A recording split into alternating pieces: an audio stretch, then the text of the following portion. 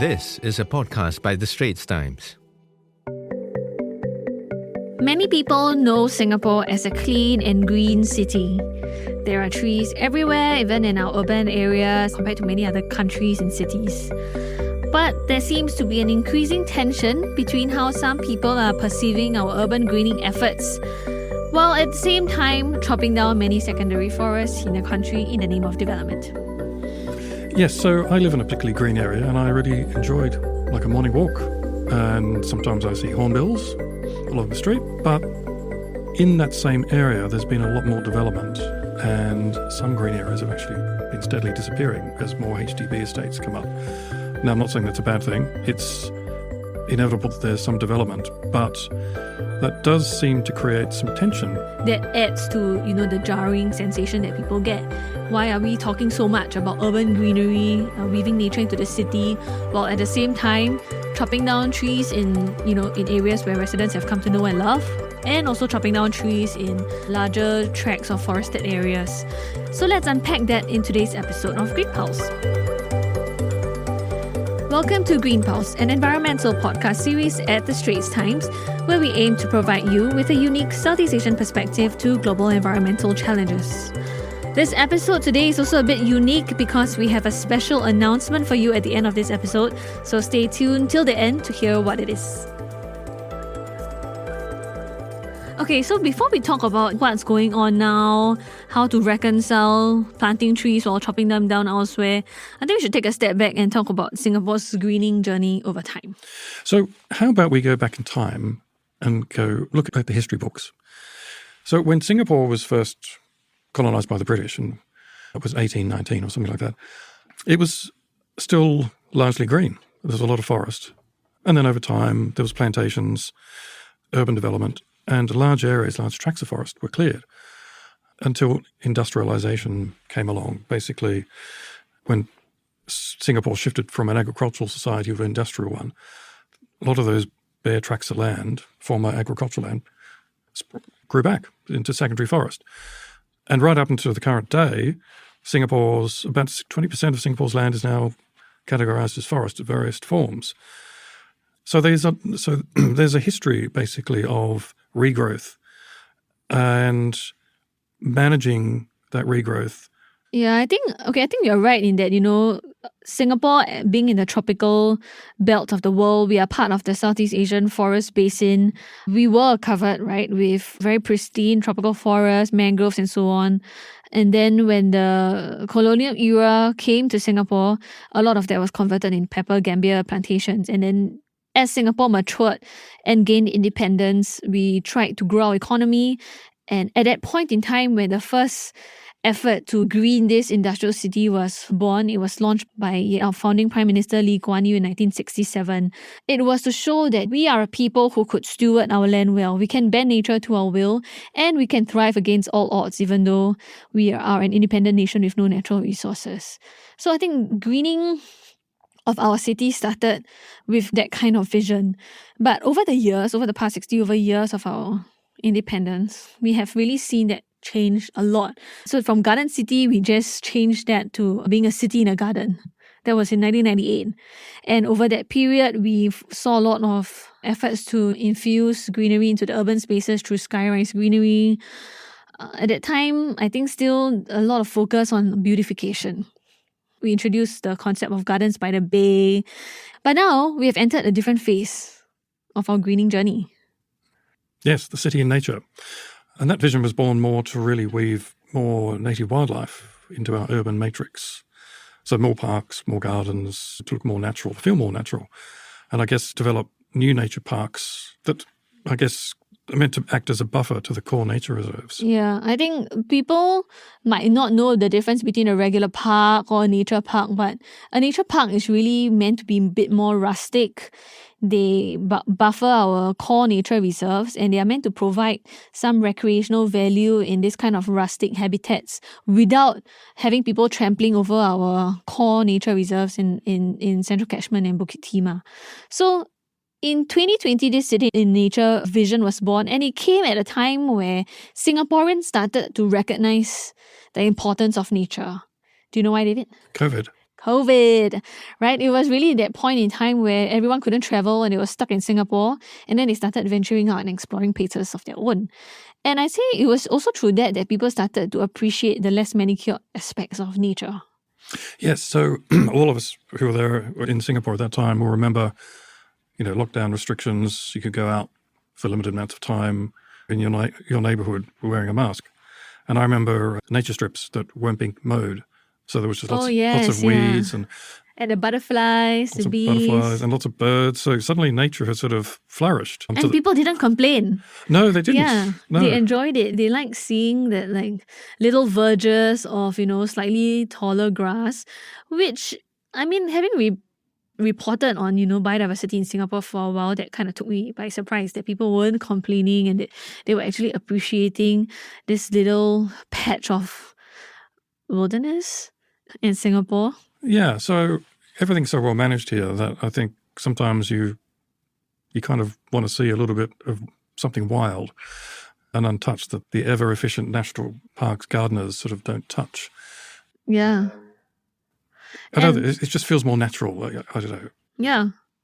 And I think that, other than, these sites of nature coming back to the city during COVID because everything was shut down, you had pictures of otters in Little India, which is usually a very bustling road, but because everyone was at home, the otters actually were running about in the streets. I don't know if you remember those photographs, David. Well, yes, they were shopping at Mustafa's, weren't they? Yeah, they were right outside the mall. They were running along the roads. And I guess because everyone slowed down, people could appreciate the beauty in coexisting with wildlife. And I think at that point in time, it was really timely that the National Parks Board launched this vision. And from then on, we did see a lot more, I don't know, how do you put it? You did see people come to appreciate nature in our midst more instead of people trying to go overseas just to explore nature. Well, it became second nature to people, basically. Ha ha ha. But seriously, I think sometimes people think that discussions about nature or the value of parks and trees, they say, that's the realm of conservationists or naturalists or scientists. But actually, I find, that, as you say, the discussion is now kind of like a core discussion. Even if people just feel it instinctively, like they don't know how to express it, but they instinctively understand the value of a greener environment. Yeah. It is timely that we recognize that nature conservation in Singapore has gone beyond the purview of a select community of nature lovers. And so because of this growing group of people, I think that's when a lot of tensions start to arise. When then there's a news break that we are cutting down secondary forests in other parts of Singapore. Yes, so this does become tricky because Singapore, like in all countries, need to grow. Most other countries have kind of the space to do it. Singapore, at 720-odd square kilometres, doesn't. And as we said, it still has about 20% of land area that's forested, which is pretty good going. And also I think there are studies to also show that the temperature difference in areas where these patches are, the temperatures tend to be lower. Yes. And of course, for thermal comfort for residents, they notice that. Even if they don't have the scientific understanding to say, right, that patch of forest is lowering my temperature, they kind of know that their environment is perhaps a little bit cooler than, say, the centre of town. So I can see why these tensions arise, right? Every time we report on urban greening efforts, for instance, one of our colleagues, Letitia, she just covered the launch of this microforest in Little India outside the City Square Mall and how that has been expanded to twice its original size because a study had shown that it was quite successfully lowered the ambient temperatures compared to the surrounding areas. I also know that there are research efforts going on to try to introduce dipterocarps, which are our forest trees, next to the highways, next to our expressways. So I can see why people will leave comments on social media saying that, why are we doing all this if we're just chopping them down elsewhere? So why don't we give a concrete example, and that's, you mentioned it earlier, at the Nanyang Technological University. Adjacent to that is an innovation park that's planned, and part of that expansion will involve possibly clearing 52 hectares of secondary forest, including streams, and it contains significant amount of biodiversity, so pangolins and so forth. And that has led to a bit of an outcry because the feeling is that, yes, Singapore has benefited from this significant regrowth of secondary forest over the decades. But now it feels as though, to some people, that because of the need for land and development, it's nibbling away, basically chipping away at that land area, like a mouse nibbling away at a block of cheese. And that's frustrating for people who are gradually seeing them disappear, destroy an area of forest of that size. But you can't really successfully incorporate that into a whole bunch of buildings. I mean, I think we can take different perspectives on the issue. From the policymakers' perspective, I mean, land is a zero-sum game. Allocation of how you use your land, whether for housing, for industrial, for educational purposes, or for conservation, will always be a perennial challenge in Singapore, right? So I can see why people may doubt it, but at the same time, I think we cannot ignore the fact that Singapore is a country that is the size of a city. Many other countries can afford to, allocate some of like the industrial parks further away from the city, but we can't because we have no hinterland. Right, so I think that's one thing to bear in mind, and that means that within our small 700 over square kilometers of land, we have to find the space to accommodate everything that we need. Yeah, it's a tall order, and I confess I don't have the total answer, and I don't think anybody really does. I mean, I think this is definitely a national conversation, right? I think there are some efforts recently being trialed to try to help us make better decisions.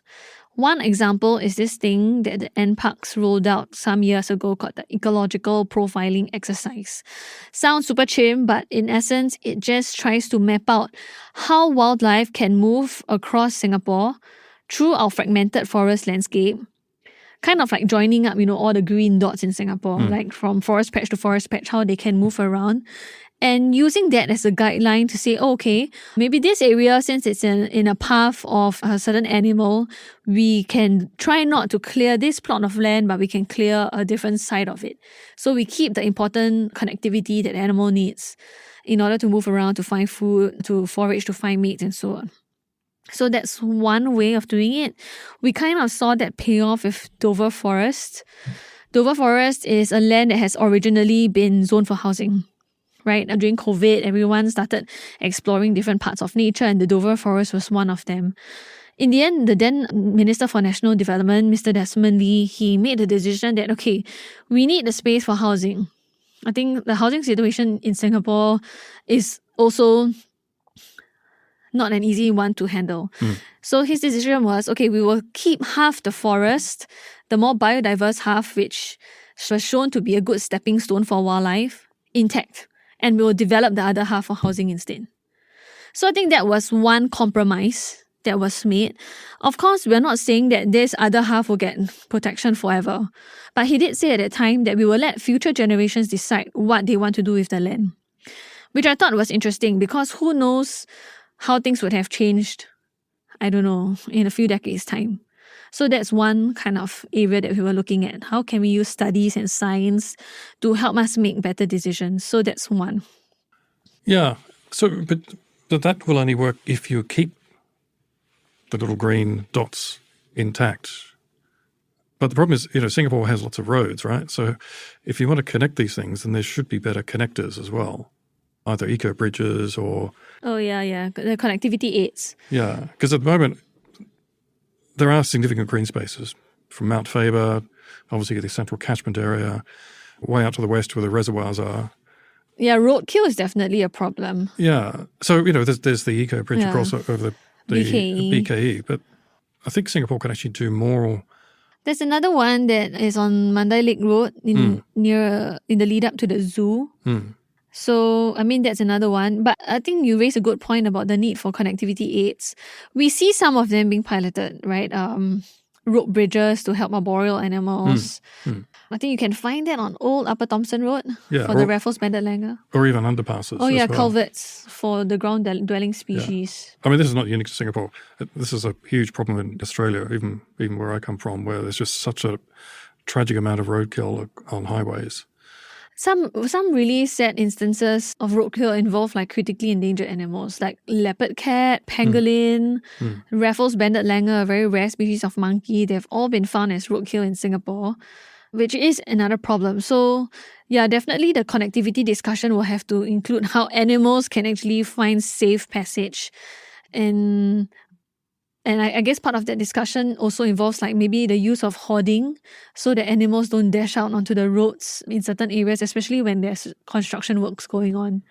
So this does lead to a question, and I think it's key for this debate on nature versus development. Can Singapore's still quite remarkable diversity survive? Singapore's growing population, it's now 6.1 million, it'll keep growing. It's not just the need for housing, it's the need for industrial space, because Singapore is increasingly a hub for quite a lot of economic sectors. So is the solution just simply to lock in and freeze the green spaces that we have and just make even more efficient use of the existing developed land? So whether that's building taller, such as the debate on 60-storey HDBs, does that mean industrial buildings just need to grow taller? So do some of these innovation parks need to shrink, basically, or do they need to go underground? I think there are all sorts of solutions out there. And I guess the other debate is, yes, there's a lot of greenery in Singapore, but how much does it actually serve nature itself? Parks and park connectors are great for people. They lower the temperature, they take up carbon, they clean the air, great recreational spaces. But do they add to the richness of biodiversity? Yeah, and okay, so biodiversity's consideration is one important part. And adjacent to that is also about the value that these spaces provide to residents, right? Because at the start of the podcast, you did say that you are living in an area where there is like a patch of natural green, and if that were to disappear, you as a resident would definitely feel its loss. So I think that came up recently in a story that our colleague Ting wrote. Basically, how residents living along the Serangoon River started noticing that a patch of woodland there was being cleared to make way for a bus depot. And for them, they were all pretty taken aback by it because they weren't consulted, right? So one day they woke up and then they saw construction equipment in there cutting it down. So at that point, they had grown fond of that patch of woodland opposite their homes. And so they raised the question about why they were not consulted, and then it became a whole thing, right? It was raised in Parliament and so on. And the authorities said at that time that that patch of woodland was not like biologically significant, and so there was no need for an environmental impact assessment. Yeah, so anyway, following that, Ting wrote this commentary about how, maybe it's time we start thinking about what are the processes in place before we cut down a patch of greenery, especially one, what are the processes in place? How are residents notified? If and when are they notified? Under what circumstances would an environmental impact assessment be needed and so on? Because Singapore has no EIA law. So there's no legal obligation to conduct studies on how we can reduce the impact of this developmental works on nature. Unlike many other countries, you think. Yeah, so why is that? I've often wondered that. I know that there's been more and more discussion and perhaps a call for Singapore to have to mandate EIA under certain circumstances, right? I think there are some internal assessments that the land development agencies use to assess whether EIAs are needed. And to be fair, we have seen improved transparency on this over the years. In the past, EIAs used to be super inaccessible. You had to make an appointment to go down in person to view like this 1,000-page document during working hours. But right now, you can find most EIAs online on the URA's website, the Urban Redevelopment Authority's website, and so on. But it is still not very clear under what circumstances are EIAs called. I know that overseas, an EIA law will state very clearly when an EIA needs to be called. For instance, if it's located within how many meters of like a river or stream or so on. So, but in Singapore, we don't have that. A lot of it is based on internal assessments by land planning agencies, which we have no purview of. Yeah, so I think that's a level of transparency that could probably certainly help with discussions, and probably also will help with developers too, in terms of, do we want to approach the government to develop that area, housing, for example? should we conduct our own survey to see is it biologically significant? But yeah, we should look at other possible solutions too. In some countries where obviously they have more land than Singapore, there is the concept of biodiversity offsets. So, for example, if you have to clear and drain a wetland for a development, you have to then restore that wetland of similar size somewhere else. But within your country, within your country, Yeah. or in some cases, like within your state, if it's state-based laws. Now, that's obviously much more difficult in Singapore. So whether that will work here, I really don't know. I find it very hard to see how biodiversity offsets can apply in Singapore. I mean, the whole problem with, this chopping down of trees in the first place is because we are land scarce. If you're chopping it down to grow another patch elsewhere, I mean, I don't know whether there's additionality, because we do see already a lot of tree planting efforts, right? We have this 1 million trees effort. We are going to plant trees on like Jurong Island to reduce the urban heat temperatures there. We are doing reforestation exercises in our nature reserves. So this won't be additional because they are planting forests either in places where there already exists a natural forest, or you are planting in areas like Jurong Island where you just can't recreate a whole forest there. At most, it's a microforest, and as you pointed out earlier, the ecological function of a microforest is very different. Yeah, it's quite limited. And some people could criticize it, say it's just tokenism. It's like some of these condos that lavishly say, we have our forested area. And then when you look at the actual planning, it's a little strip of green sort of around the boundary or something. Yeah. I must say that was like my first reaction in the past when NParks launched this thing called Nature Ways. Basically, to me, a nature way is a roadside greenery lah. Yeah, so there's a number of that around where I live. I mean, it's nice and it's well kept, and there's a number of flowering species, and it's good for insects, I guess, and some birds. But I mean, they are basically roadside greenery, but the interesting thing about it is that they have like this multi-layer, right? They have shrubs and then small trees and a large tree, so it does look nicer. And as you said, it does attract more species of insects and butterflies. But how can we get people to understand this tension? I mean, if people are going to continue saying, "Oh, why are we planting trees when we're just chopping them down?" I think it kind of conflates two issues. One is we know the importance of urban greenery, right? Especially with urban temperatures going up and so on. So urban greenery really helps on that front. It makes city life more bearable. But I wouldn't say that roadside planting is meant to recreate the ecological value of a forest. I also share your doubts. I mean, NParks put up these plaques to advertise the species that are planted and how this is meant to connect, rather questionably, I'd say. So, for example, these nature plantings go all the way from along Henderson Road, or most of Henderson Road, I think, from Mount Faber, all the way down to, I think, Alexandra Road, and then onto Tangland Road, and then towards Botanic Gardens. It's great to walk along, nothing to complain about there. But yeah, I'm not sure that pangolins or other endangered wildlife are going to use those as... Yeah. I mean, the function is different, right? And I can see why people raise these questions, but I think maybe we should also be aware of what various planting efforts are for. Right, there's the effort to plant in the city to make life more bearable, especially if climate change nudging temperatures up. And then separately, we should tackle the issue of clearing good forests. Right, I mean, we are no longer, as you say, everything's regenerated, but a regenerated forest still has ecological value. So how we treat those plots is a separate conversation from why we are planting trees in urban areas. Yeah.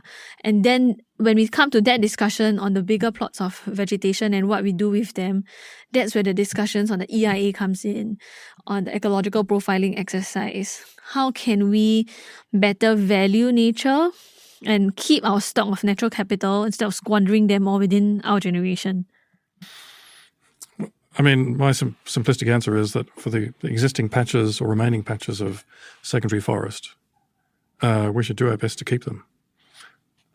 Just find other ways, unless it's actually a project of national significance. Do we really need to whack up another, bunch of condos on a particular forest patch? Is there another area that you could more realistically develop.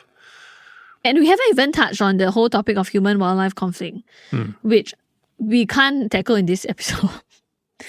In a future one. Yes. But, so, I mean, in terms of solutions, yes, we've touched on EIA law. Perhaps that's something Singapore should have, setting out clear reasons, definitions or parameters as to when an EIA would be triggered. Biodiversity offsets, possibly not a solution for Singapore, simply because it's not big enough. But, I mean, but maybe it can be modified. And maybe greater consultation with residents. Yeah. But I think at a bigger level, we as a nation need to have a reckoning with our relationship with nature and how much of it we want to protect. Well, I think it's also, there's that, but there's also a greater value, understanding the greater value of nature as climate change kicks in harder in terms of temperatures. There's a reason why people are out exercising in the morning around green spaces. Certainly in my area. Must be the same in other places too. They naturally gravitate to these areas because they're more pleasant. Pleasant to live around, pleasant to exercise around. And I don't know, trees also have a way of making people feel happier. So it's only wonder people get upset when the excavators and chainsaws go in to mow down an area of forest that have been there for years. Yeah, but I acknowledge that. But I think that for a country that also has other pressing challenges in terms of providing enough housing for people or for couples who don't currently have a home and affordable housing at that, I think also creating, more industrial spaces so people don't have to travel so far just to get to work, right? There's this effort to decentralize.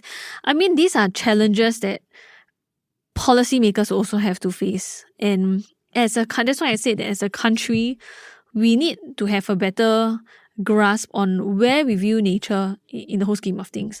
Of course, like you, I do enjoy nature. I love wildlife. And I would like to see green spaces being retained. But I think this is a tough question to which many people will have different opinions. On that note... Yes. Will people see the forest for the trees? Will people miss the forest for the trees? Yeah. Or miss the development for the trees. Or miss the trees for the development. Yes. There are all sorts of ways you can look at this. And with that, that's a wrap for this episode of Green Pulse. Once again, I'm Audrey Tan. And I'm David Fogarty.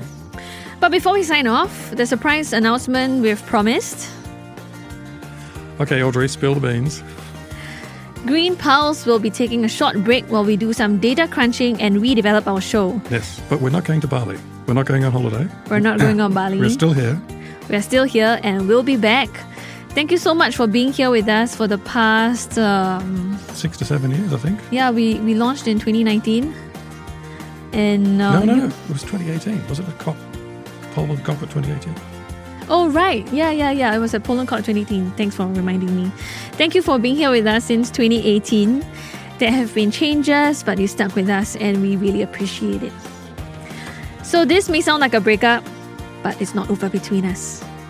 No, we're still good. We're still solid gold. And we're coming back to you with a brand new Green Pulse in October 2026. So stay tuned. This episode was edited by Hadu Rahim.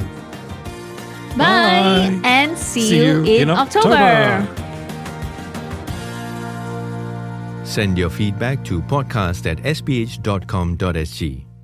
Find us on Apple Podcasts, Spotify, or within our Straits Times app. Thanks for listening.